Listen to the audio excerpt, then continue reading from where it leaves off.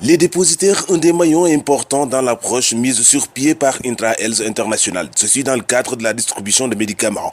C'est pourquoi Dr Oumou Kalsoum Ndaw, directrice technique du projet Informit Push Model à Intra Health International. Nous lançons un appel solennel à nos structures sanitaires, à nos leaders, que cette souche qui est là, appelée dépositaire, doivent être revue. Nous ne pouvons pas parler d'un système d'approvisionnement efficace, si le dépositaire n'est pas efficace et efficient. Et pour que le dépositaire soit efficace et efficient, il faut qu'on le reconnaisse dans un sac. Faisant relais de la pharmacie nationale d'approvisionnement, Informit Push Model est parvenu par le biais de son approche à juguler la problématique de la rupture des stocks en médicaments. Dans la lutte contre la mortalité maternelle et infantile, surtout dans le repositionnement de la planification familiale, en étant le relais de la pharmacie régionale d'approvisionnement jusqu'au niveau des postes et centres de santé et hôpitaux. Cette approche qui était là pour lutter contre les ruptures de stock récurrentes qui ont un peu plombé le taux de TPC dans toutes les régions. Et on a vu qu'avec cette approche, les ruptures ont été bannies, la disponibilité des médicaments était assurée, mais également l'information pharmaceutique. À Kaffrine, l'approche bien appliquée a permis d'accréditer, selon Dr Oumou Kalsoum Ndaw. Nous sommes venus à Kaffrine, dans les 4 districts. Avec 74 PPS, nous avons pris le tiers, 24, qu'on a évalué sur la grille, qui a donné des résultats satisfaisants. Les autorités médicales de la région apprécient Dr Amadou Doucouré, médecin-chef de région de Kaffrine. 3 ans de cela,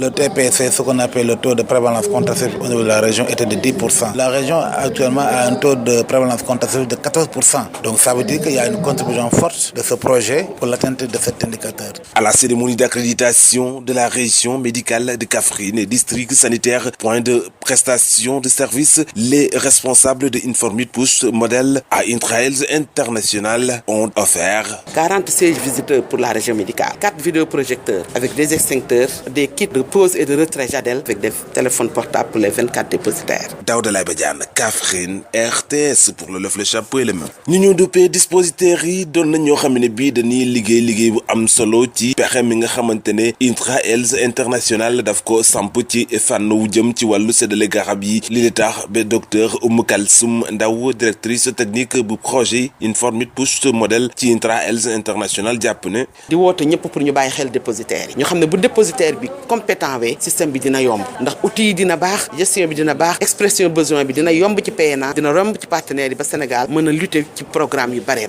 ñu koy wax ci heure bi nga xam ni dañu toll ci yaatal gaam bi. mu am tey jii taxawaayu pharmacie nationale d'approvisionnement projet bu ñu duppee Informit Push Model def na jéego ci séddale garab googee ba tey jii jàpp nañu ne dàq na ci diwaan yi ñàkkum garab ñuy daan nemmeeku par yenn saay. ci jàppale pharmacie nationale d'approvisionnement mu séddale garab yi ba ci poste de santé yi ñu jël ko ci poste de santé yi mais ci garabu planification familiale mu nekk ci 14 régions yi nekk ci 67 districts di def ay résultats nag ci rupture de stock amatul. Kaffrine fi nag jéego bu nga xamante ne Informit Push Model Intra Health mu ngi ko fiy def tax na ba tey jii ñu daal di sargal ci kat yu tukkee ci docteur Oumou Kalsoum Ndaw. ndax pour ñu continuer ko il faut mu am système assurance qualité mooy ñu mën a maintenir acquis yi ñu am ñu génnee nag benn grille d'évaluation tudde ko accréditation su ñu ñëwee ci région dañuy jël ceeru poste yi ñu évaluer leen Kaffrine ci boppam accrédité woon na ak ñeenti district am ak ay postam. kilifa yi nekk ci diwaanu Kaffrine tey yëngu ci wàllu paj mi rafetlu jéego yi docteur Amadou Doucouré médecin-chef bu région Kaffrine. loolu bu ñu ko amee contribuer na si améliorer li ñuy wax taux de prévalence contraceptive maanaam bu ñu saytoo jigéen ñi xam ne dañu war a planning région bu Kaffrine si ñetti at passé na de 10% à 14% loolu Push Model am na si wàll. ci cérémonie d'accréditation bu nga xamante ne amal nañ ko jagleel ko région médicale Kaffrine district sanitaire yi point de prestation service yi responsable yi nekk ci Informit Push Model Intra Health International maye nañu 4 vidéoprojecteurs kit de pause et de retrait Jadel avec des téléphones portables. Daouda Badiane, Kaffrine, RTS.